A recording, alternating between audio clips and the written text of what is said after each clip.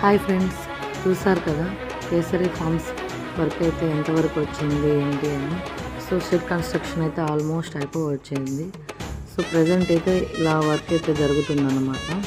So మన కేసరి ఫార్మ్స్లో ఈ యొక్క మిల్క్ మాత్రమే కాకుండా మనమైతే సెసమి ప్లాంటేషన్ కూడా చేసాము. సో ప్రజెంట్ నేనైతే మీకు అదే చూపిస్తున్నాను. ఇదంతా కూడా మన పొలంలోనే అన్నమాట మనం వేసింది. చూసారు కదా ఎంత బాగుందో.